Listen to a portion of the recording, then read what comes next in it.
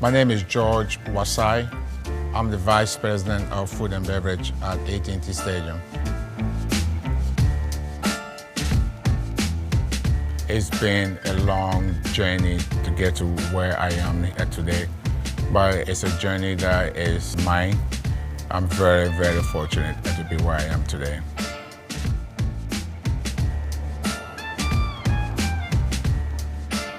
I was born in West Africa, Ghana. Growing up as a kid, I had a speech impairment, which I started pretty bad. On occasion, it comes out. I've kind of figured out a way to work around it. I used to not want to speak, in public. I used to kind of shy away from group conversations. It's because kids sometimes can be very rough on situations like that with people that just can't help themselves,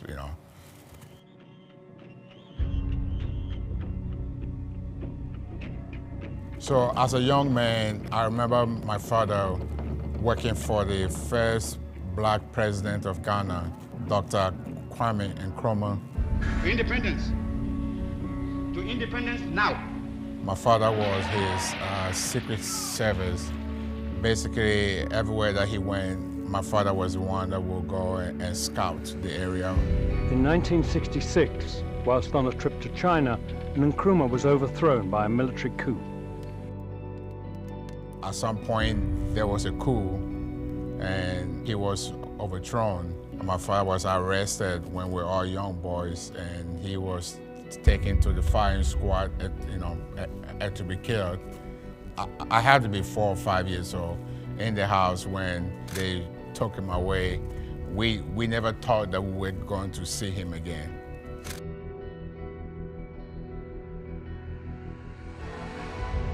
But fortunately for him, he was able to explain to them what his job is. And he mentioned to them that he was a civil servant, and regardless who was in power, if he was asked to do a job, he's going to follow orders and do his job.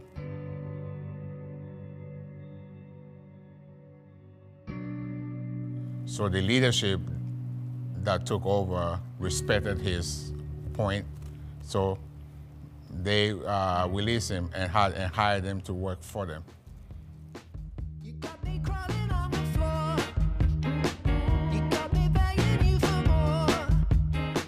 So we're very fortunate. My father was appointed as the Consul General from Ghana to the U.S. in 1974.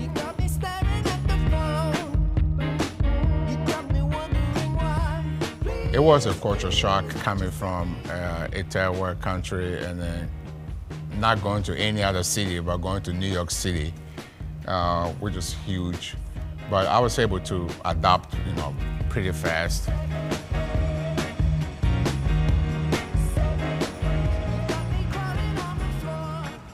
So, as a diplomat, you move around the world every 4 to 6 years from your appointment. So in 1979, my father was to move to a different country, but before he did that, he has to go back to Ghana, then he'll be transferred to a different country. At that point, he gave us enough options. He wanted everybody to go back home. And myself, I said I wanted to stay in the States, and he basically told me, if you stay in the States, you're going to be on your own.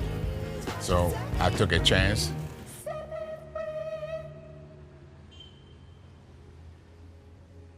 I didn't know what life was going to be like. A bit more than I could chew. So being alone, being a teenager in New York City with no relatives and no one to go to. So at some point, I was homeless.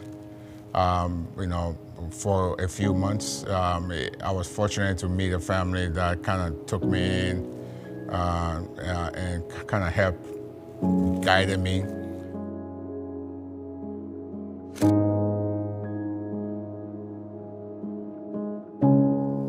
In the time period that I was homeless, I was trying to find anything to do to generate income and also being able to feed myself.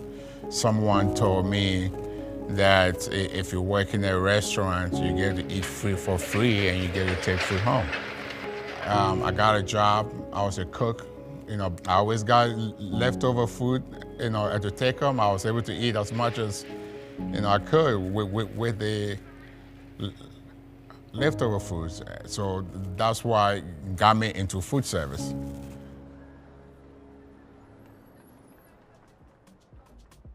My brother at that point had already moved to Dallas. And he called me and told me that, I should move to Dallas. There's a great opportunity in Dallas. I didn't have any parents. I had my brother, so, he represented as my guardian. So I was able to go to high school, went to Adamson High School in Oak Cliff. I went to work at the High Regency downtown Dallas, where I started there as a busboy, and then a dishwasher, then kind of worked my way up through all the food service chain. I've done every job you can think about in food service. If it's in food service, I've done that job. In 1990, I had 2 jobs. I was working at the High Regency, and Amy was doing one of her catering events, and she happened to meet Mrs. Jones and Mr. Jones, and they told her that they were looking for someone to take over their catering department. So she asked me if I wanted to come with her to work for the Cowboys.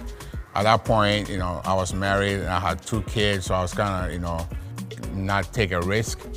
She told me, she said, trust me, this will be great for you if you take this opportunity and you come with me to work for the Cowboys.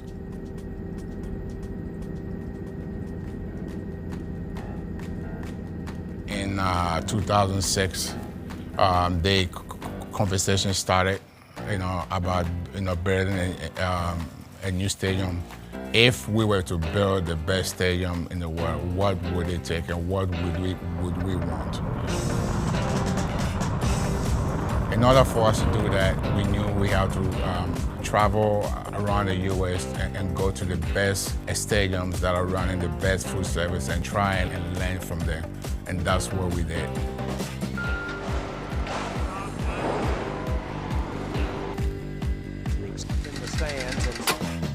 I was awarded Faces of Diversity Award.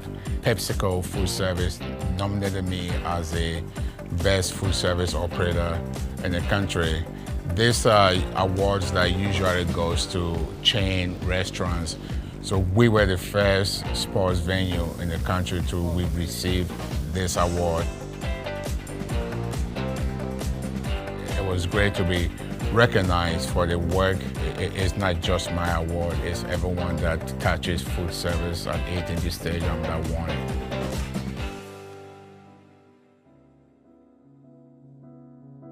The Jones family actually wanted us to get the community involved in everything that we are doing at the stadium, as much as we can involve them.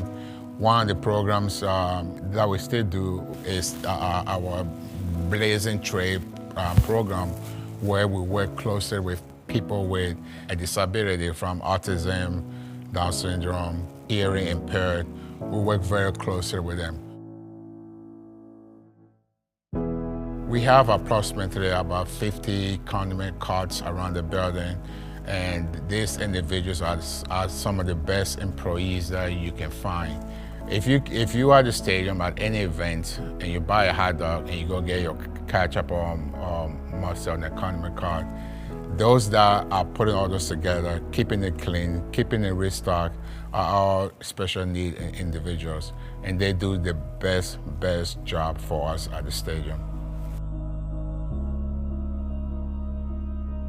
I am definitely living the American dream, because, coming from, Africa, not knowing where, my life was going to take me. I know things could have gone so many directions, but I was fortunate enough that it led me where I am today, being a kid from Africa, now vice president of food and beverage for the Cowboys and Legends. I mean, I don't know what other country you'll be able to accomplish that besides America. So that's my American dream that I'm living.